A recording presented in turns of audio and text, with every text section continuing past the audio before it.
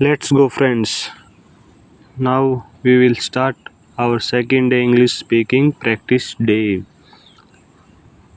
Let's we start with phrases man can't stand. First, fine, I will do it myself. Professional advice. If you ask a man to fix the faucet or even just to call someone to fix it, give him the chance to do it himself. Even if your partner has forgotten a few times, there is a chance he genuinely wants to help you. Let him save face and avoid saying, fine, I will do it myself. This phrase is terrible for a man. It means you don't think he can do anything and that you don't need him. You second, you could have figured it out.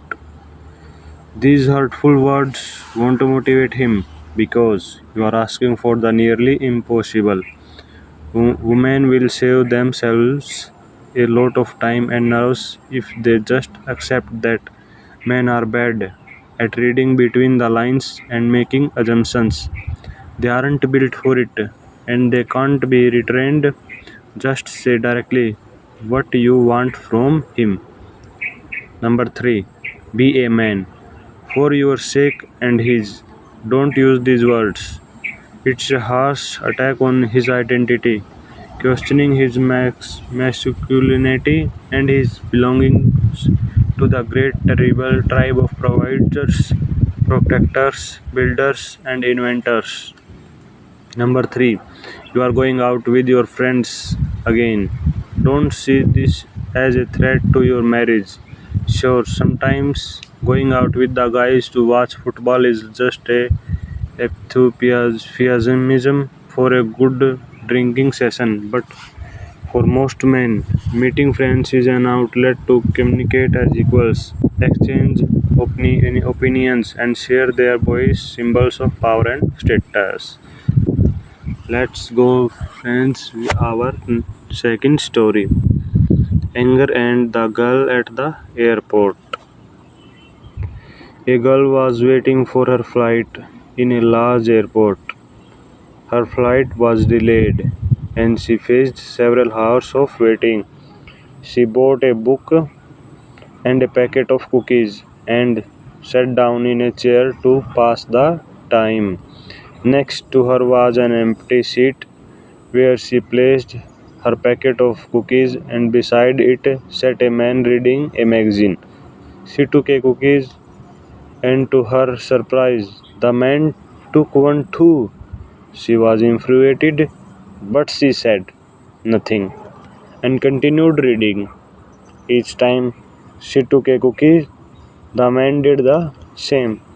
She was fuming but didn't want to cause a scene in the crowded airport.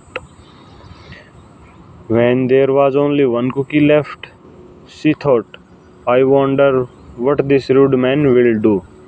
As if reading her thoughts, the man took the last cookie, broke it in half, and offered it to her without looking up. That was the last straw. She got up, gathered her belongings, and stormed off. Later, when she settled into her airplane seat, she reached into her purse for her glasses and pulled out a packet of cookies. Suddenly, she remembered that she had placed her own packet of cookies in her purse. The man she had thought to be rude had been sharing his cookies with her, showing not a hint of anger, just kindness. She felt so ashamed and regretted that there was no way to apologize. Before you get angry, consider that maybe you are the one who is wrong. The conclusion of the story. Before you get angry, consider that maybe you are the one who is wrong. Very nice. Let's go on third story.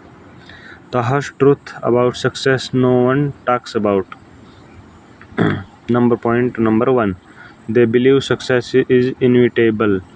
It's easy to believe that the lucky ones had something we don't. Talent, ideas, drive, creativity, special skills. This isn't true. All successful people reached success through mistakes and losses. They didn't give up and keep trying. If you want to achieve outstanding results, first stop comparing yourself to others. Set a goal and evaluate yourself based on your progress towards it. Point number two, they make their own choices.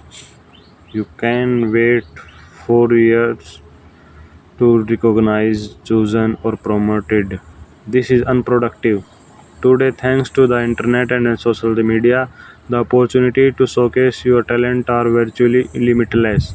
You can share your music, create and promote your own products, and attract investors without anyone's help. They know the most patient wins. Paradoxically, the last can become the winner. This happens when competitors lose their nerves, give up, betray their principles, and forget their values. Competitors may be smarter, more educated, richer, but they lose because they can't go the distance. Sometimes it is wise to abandon ideas and projects, but never abandon yourself. If you believe in what you are doing, don't give up. Point number four, they do what others don't want to do. Successful people go where no one else wants to go and see opportunities where the others only see difficulties, only bumps and the thorns ahead. They move forward. Point number five, they act, not just think and plan. Strategy is not a product. Success is achieved not through planning but through action. Success is achieved not through planning